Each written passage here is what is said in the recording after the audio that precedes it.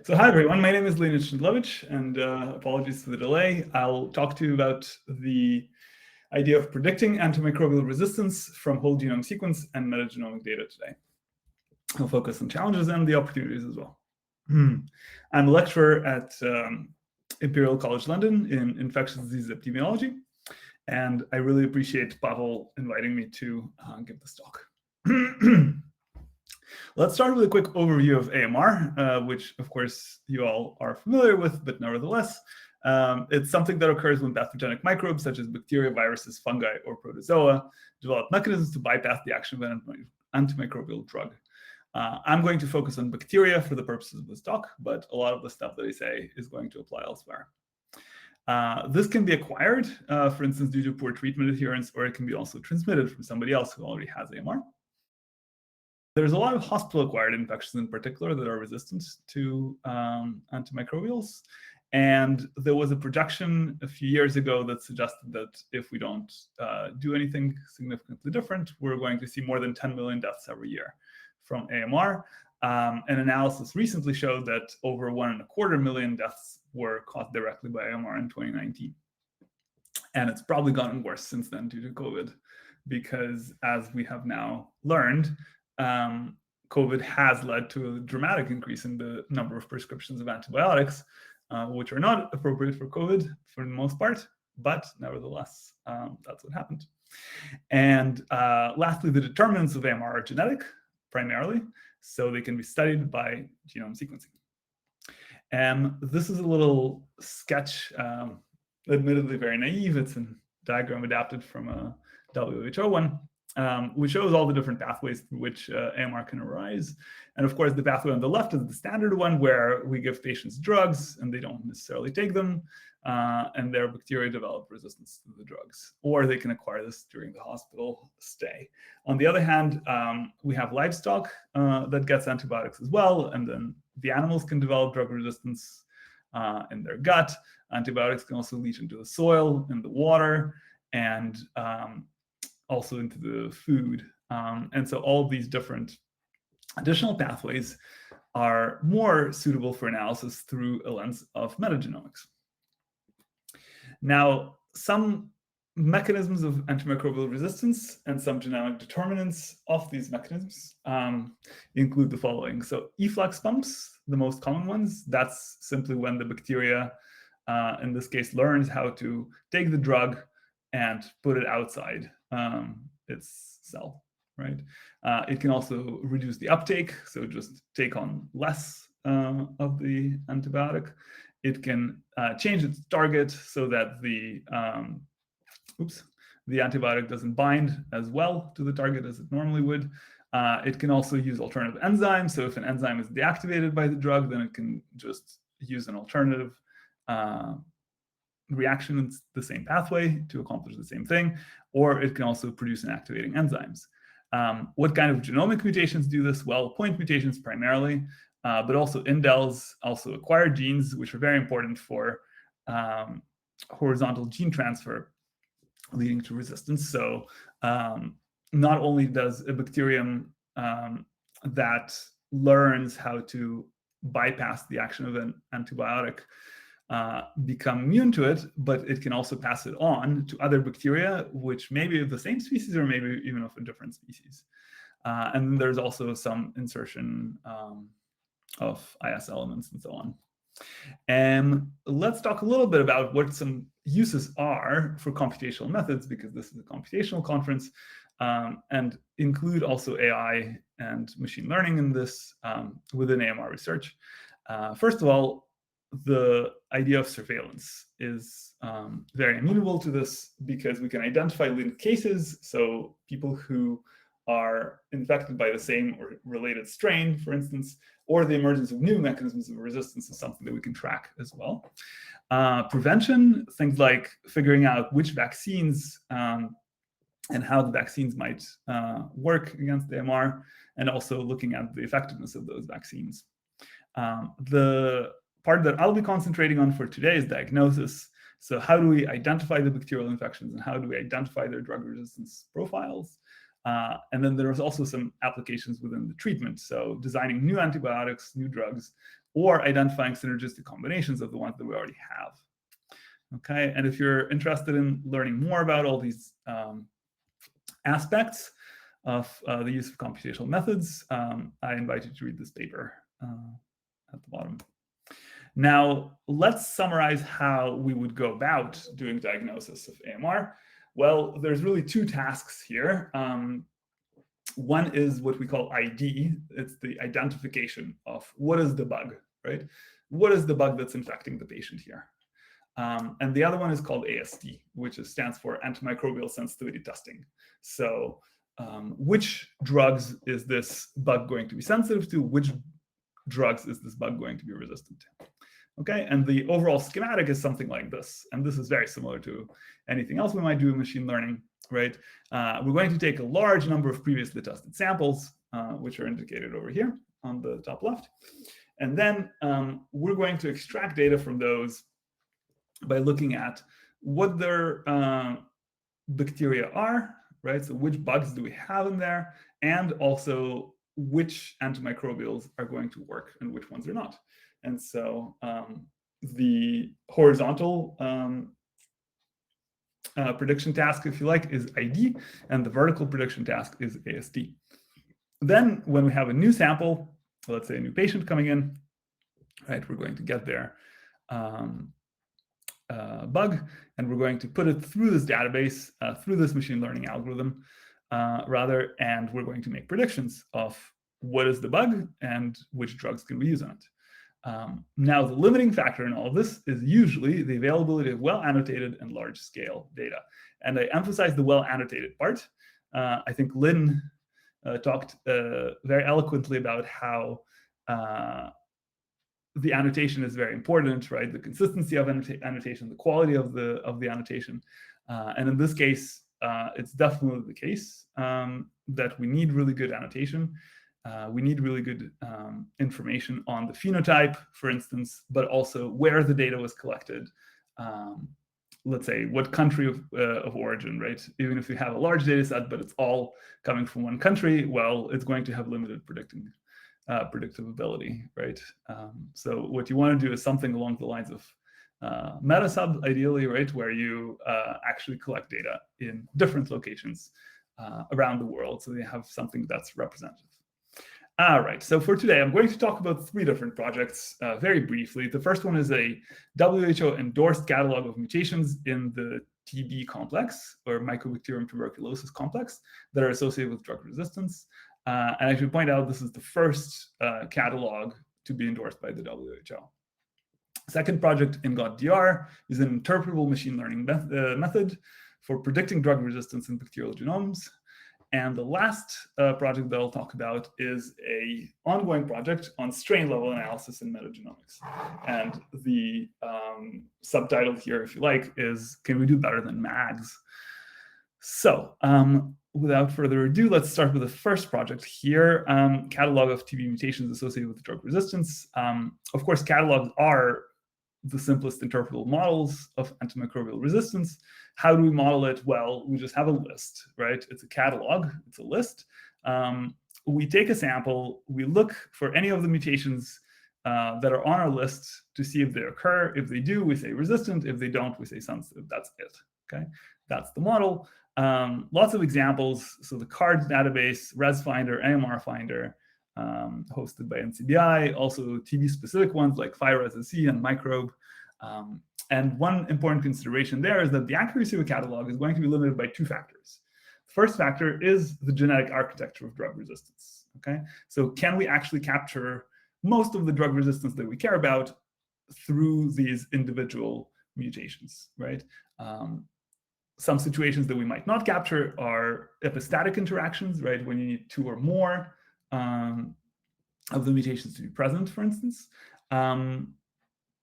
Also, things that are related to gene expression, for instance, those we're not going to capture very well, okay? And then also potentially some insertion elements, right? Or mobile genetic elements, as they're called.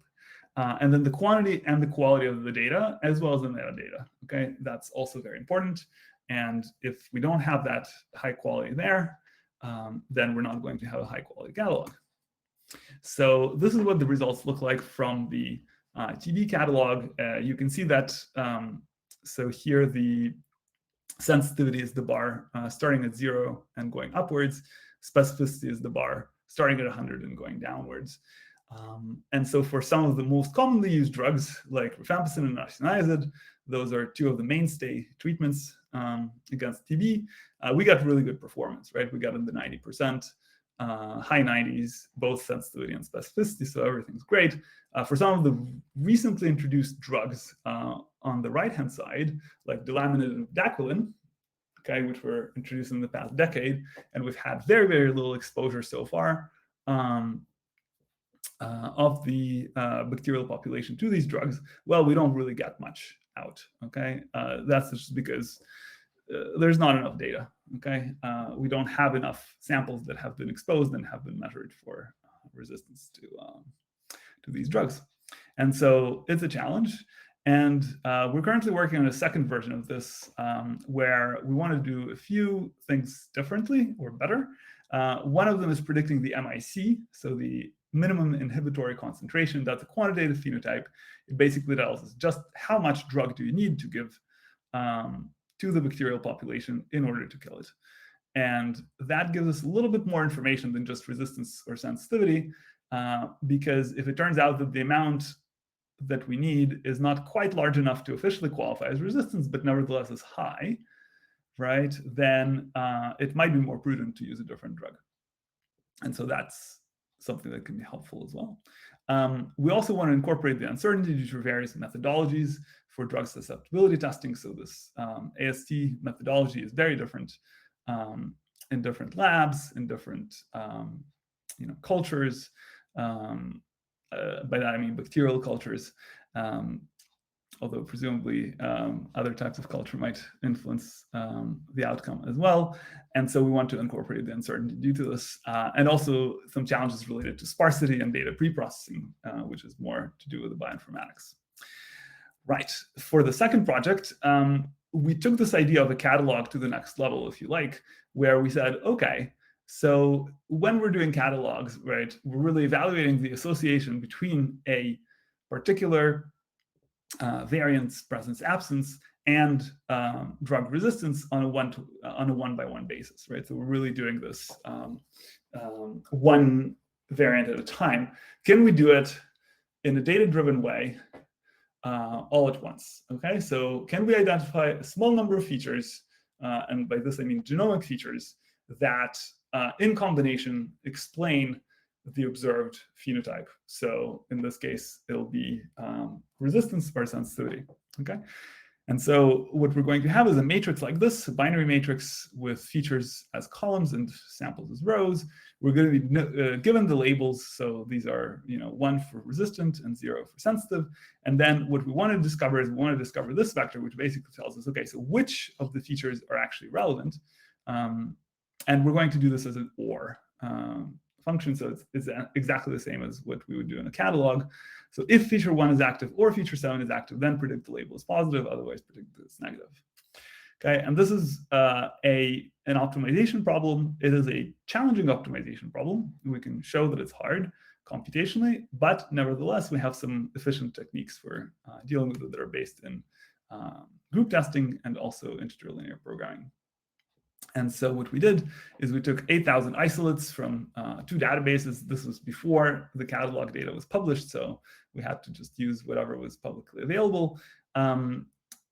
Feature matrix with over 100,000 single nucleotide polymorphisms, and then entirely data-driven, select a small number of SNPs that produce both a good sensitivity and a good specificity.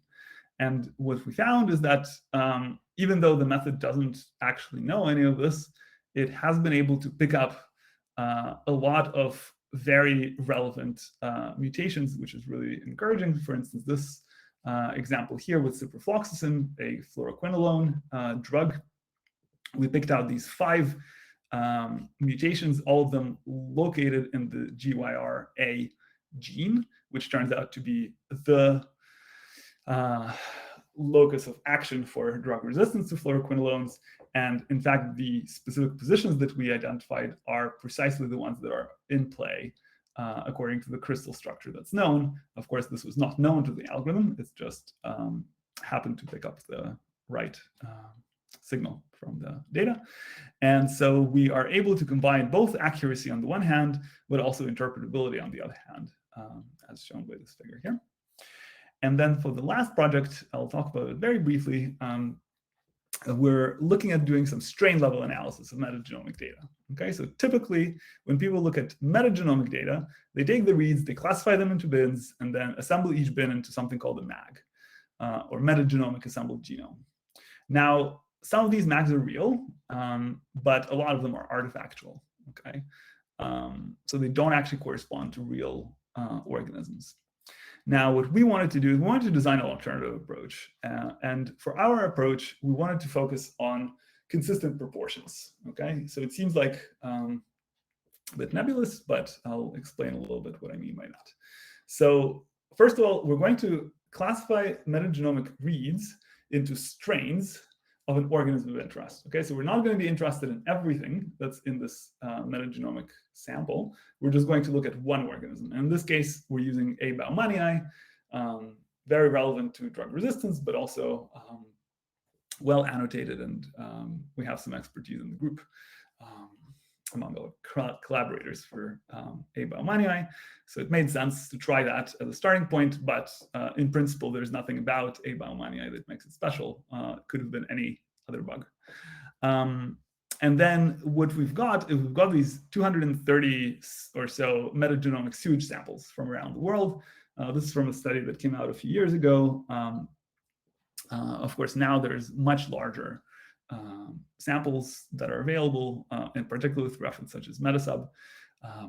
But this is the one that we are using as a starting point. And as a side input, okay, we've also got 1,500 or so high quality assemblies of A. baumannii, and those are what we call library strains. Why? Because they're essentially a representation of what's out there, okay? Not everything that's out there, but they give us some idea of previously seen strains. And what we're trying to do is we're trying to identify the allelic composition of each strain and then infer its AMR profile. So we want to figure out for a few of the genes that are common to all the A. baumannii strains, what exact allele does this strain have? And that's how we essentially define a strain. Okay, so this is the pipeline that we currently have. So we parallel process the metagenomic data on the one hand, and then the assemblies on the other hand. The metagenomic data essentially gets reduced down to just those reads that seem to be coming from the organisms of interest. From the assemblies, we create a pangenome, and then we map those reads to the pangenome and find mixtures of strains that best explain what we observe. Okay, and then at the end, we do some antimicrobial resistant gene analysis. This is just a little overview of the samples based on country, and it shows that Acinetobacter is pretty much everywhere, right? That's the dark blue first bar coming from the top down. So we're actually looking at something that does have enough signal in the data for. Proportions vary a lot, so it goes from anywhere from like 0.1% to something like 3% nearly among all bacterial reads. And this varies a lot from country to country. So that's an interesting spread there. And what do we have to assume? Well, I already mentioned that we define strains as being combinations of alleles in a list of core genes. So this can be something like an MLST scheme or a core gene MLST scheme or another scheme. And we expect to see some consistent ratios between strains, right? So remember that metagenomic data is compositional by nature, which means that we can't say anything about absolute numbers. We can always say things about ratios. And that's essentially what we're trying to do here, right? We're trying to say, what are the ratios between the strains, the strain abundances, if you like, that we have in our data. And we assume that the reads can be uniquely assigned to genes, not necessarily to alleles, but to genes. And also that we know the number of strains, but that's something that we can easily relax. We allow the strains, of course, in the metagenomic sample to be different from our library strains. Remember those high quality assembled strains that we start with as a side input, but we expect them to contain primarily previously observed alleles, okay? So it's basically like saying, well, what we want to see in the metagenomic sample is library strains, but in different combinations of alleles, or previously observed alleles, but in different combinations, right? And so here's a toy example where we might get some reads assigned to genes, and in the first gene we get a 70-30 proportion, and in the second gene we also get a 70-30 proportion. So we know that the 30% goes with the 30% and the 70% goes with the 70%. That's what we mean essentially by saying consistent proportions, right? Now in general we're going to have more than just two strains, so it's going to be complicated, but the idea is overall the same. And now one thing to mention here is that even if we didn't know what possible strains there are in the library, we'd still be able to infer it from just this data in this particular toy example. So I'm not going to go into too much detail about what we're getting out of this, but just to say that so far we've been able to demonstrate that this is effectively producing correct answers on simulated data, which at least gives us confidence to move forward. So with that, let me just do a very quick outlook slide. So I've talked about well-annotated genomic AMR data sets, which are still a limiting factor. We had about 50,000 of those for the catalog for TB, but other AMR relevant bugs do not have such large samples usually, and so we need consortia, or maybe instead of consortia, what we can do is we can use metagenomic data to provide some insights. And of course, we've already heard about some of these insights from the metasub data in the previous talk. And there's going to be more about the association of phages with AMR, for instance, which is really interesting. But we do need some careful methods, and we also need some very careful interpretation to avoid artifacts. And I think that ultimately what we will need is to use both of these data types together to help control AMR. So with that, I'd like to thank my collaborators, funding sources of my collaborators. Particular thanks to Stanley Liang, Human Zberi, and Leo Unru, my PhD students. And with that, I'm happy to answer any questions you might have. Thank you very much.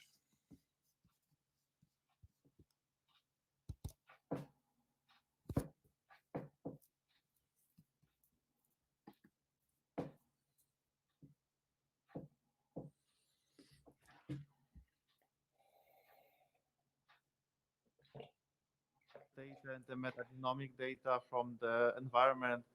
This is the way to go, and we should try to combine those two sources to get as much as possible understanding. So there's a question. I do not see questions Q&A, but we have a question from here. Hello, thank you for your talk.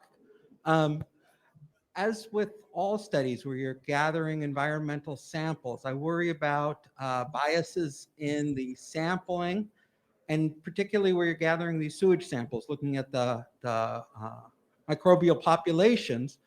Could not a lot of that variance be due to differences in the local sewer systems in different localities and so forth? And how do you address issues of that sort? Sure. I think that this is where the importance of high quality metadata comes in. I think that it is very difficult to rule out definitively that whatever associations we're seeing are artifactual, right? Because it is very hard to do a forward experiment. So one of the advantages of working with lab strains is you can actually do a forward experiment, and you can actually test like some functional genomic type approach, right? You can say, oh, okay, well, if I induce this mutation in my strain, then lo and behold, it becomes resistant to this drug. And then I'm happy because I know that I've actually found something real. With metagenomic, it's data, it's a lot more at the level of, okay, it looks like there's a trend, right? And that's a hypothesis. It's an interesting hypothesis, but it's very difficult to verify. So that's absolutely correct. But nevertheless, I think that there's value in doing both approaches. Obviously, keeping in mind, the fact that there will be biases and there will be some distortion in the data, and there will be some, patterns that are purely artifactual. So that's kind of where my caveat there at the end was exactly like you said. We need to be very careful with the interpretation. We need to be very careful with the methods. Do lots and lots of testing on simulated data, and even then, we might still end up with overinterpretation. So Okay. yeah, Thank you.